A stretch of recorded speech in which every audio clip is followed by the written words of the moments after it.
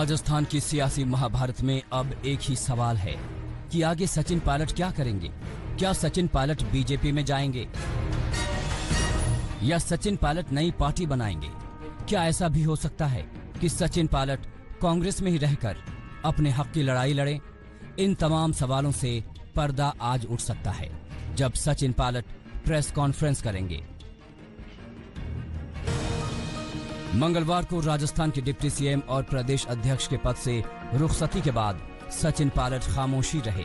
बस उन्होंने कांग्रेस के अपने उन साथियों का ट्वीट के जरिए धन्यवाद किया जो उन्हें पार्टी में देखना चाहते हैं, जो राजस्थान में उनके संघर्ष को सलाम कर रहे हैं।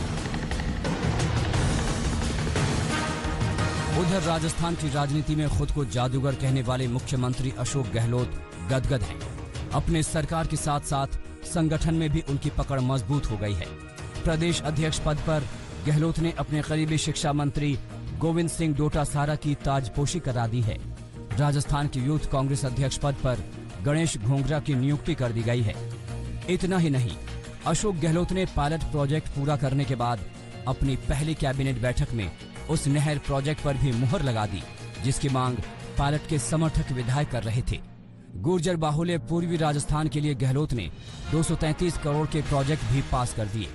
सचिन पायलट की कुर्सी छीनने के बाद अब गहलोत उन्हें जमीनी लड़ाई में भी मात देने की तैयारी में जुट गए हैं। वो सचिन पायलट को नौसिखिया साबित करने में जुटे हैं।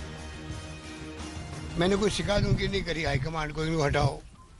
उसके बावजूद भी उनका जो रवैया रहा है 3 महीने से 6 महीने से, आप देखते आ बैल मुझे मार जो कहावत है उस रूप में इन्होंने पेश किया अपना आप। रोज ट्वीट करते हैं, रोज स्टेटमेंट देते रहते हैं। उधर सचिन पायलट के समर्थकों के इस्तीफे का दौर शुरू हो गया है। अजमेर में यूथ कांग्रेस और एनएसयूआई के कार्यकर्ताओं ने प्रदर्शन किया और सचिन पायलट के समर्थन में इस्तीफा दिया। हमने आज सभी 10-12 साथियों ने मिलकर एनएसयू, यूथ कांग्रेस और कांग्रेस, इन तीनों के साथी जो कार्यकर्ता हैं हमारे सचिन पायलट जी से जुड़े हुए थे, सचिन पायलट जी के साथ थे, उन्होंने हम सब ने मिलकर आज कांग्रेस कार्यालय के यहाँ इस्तीफा दिया है। हमें कांग्रेस कार्यालय आने के बाद पता चला कि कांग्रेस कार्यालय बंद है, तो कांग्रेस कार्यालय के गेट के बाहर हमने इस्तीफा चिपका दिया। कांग्रेस की इस लड़ाई में बीजेपी को मौका दिख रहा है, इसीलिए वो पार्टी में आने का उनका स्वागत कर रही है। कोई भी जनाधार वाला व्यक्ति यदि भारतीय जनता पार्टी या किसी भी पॉलिटिकल पार्टी में आता है तो सभी लोग उसका स्वागत करते हैं, अपने साथ में जुड़े, हमारा जनाधार बढ़े।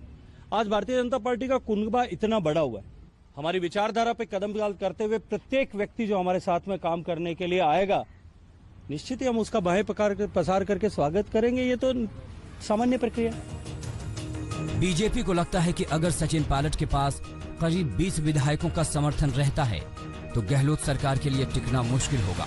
बीजेपी का कहना है कि अगर सचिन पायलट को पार्टी की विचारधारा पसंद है तो उनके लिए दरवाजे खुले हैं। इस तरीके का घटनाक्रम हुआ है, 1.25 साल तक तो अराजकता का, भ्रष्टाचार का, बेरोजगारी का, जातिवाद का, ये सारा हमने दंश झेला है। लेकिन मुझे लगता है कि अब अशोक गहलोत सरकार की उल्टी गिनती शुरू हो गई। ये सरकार जितनी जल्दी चली जाए तभी राजस्थान का भला हो पाएगा। अगर सचिन पायलट बीजेपी में जाते हैं तो उन्हें वसुंधरा राजे के साथ काम करना होगा। आज वसुंधरा राजे भी धौलपुर से जयपुर पहुंचने वाली हैं। दिल्ली से अशोक सिंघल के साथ शरद, जयपुर आज तक। विचारधारा को प्रसन्न होकर के आते हैं तो दरवाजे सबके खुले रहते, और दरवाजे खुले नहीं होते तो पार्टी दुनिया की सबसे बड़ी पार्टी थोड़ी बनती। गहलोत सरकार के लिए चुनौती बने उनके ही डिप्टी सचिन पायलट पर बीजेपी का प्यार उमड़ रहा है। स्वागत के लिए बीजेपी तैयार भी है। सचिन के सामने भी जो विकल्प है उनमें से एक बीजेपी का दामन थामना भी है। लेकिन अगर ऐसा हुआ तो क्या बीजेपी में ये काम आराम से होगा? सियासी तौर पर ऐसा नहीं लगता। सचिन अगर बीजेपी में आते हैं तो वहां समीकरण बदलेंगे, तब एक तरह से बीजेपी की मुश्किल भी बढ़ेगी। बीजेपी के सामने सबसे बड़ी समस्या ये होगी कि गहलोत सरकार गिरने के हालात में बीजेपी का मुख्यमंत्री कौन होगा? वसुंधरा राजे सिंधिया या गजेंद्र सिंह शेखावत या फिर बीजेपी का कोई दूसरा दिग्गज? उधर खुद सचिन सीएम पद के लिए दावा ठोक रहे हैं। अब देखना ये होगा कि अशोक गहलोत की सरकार गिरती है तो बीजेपी किसके सिर पर सेहरा बांधती है।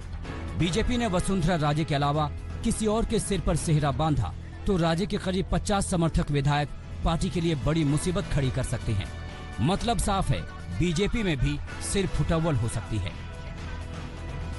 वसुंधरा कई मौकों पर केंद्रीय नेतृत्व को सीधी चुनौती दे चुकी हैं। 2008 की हार के बाद उन्होंने नेता विपक्ष के पद से हटने से इनकार कर दिया था। संसदीय बोर्ड का फैसला भी उन्होंने नहीं माना था। 2018 में चुनाव से पहले केंद्रीय नेतृत्व गजेंद्र सिंह शेखावत को प्रदेश की कमान सौंपना चाहता था, तब भी वसुंधरा राजे अड़ गई थी। हालांकि सचिन अगर बीजेपी में आते हैं तो ये बीजेपी के लिए कई तरह से फायदेमंद होगा। गुजर और मीणा जातियों में पार्टी की पैठ बढ़ेगी। सचिन समर्थक विधायकों में 12 गुजर और मीणा हैं। दोनों जातियों के लगभग 8-8% वोट बैंक है। सचिन के आने से पूर्वी राजस्थान बीजेपी की ताकत बढ़ेगी। जाहिर तौर पर सचिन का साथ बीजेपी के लिए बेहतरी लाएगा, लेकिन उसे कई सियासी सवालों से भी जूझना होगा। हिमांशु मिश्र।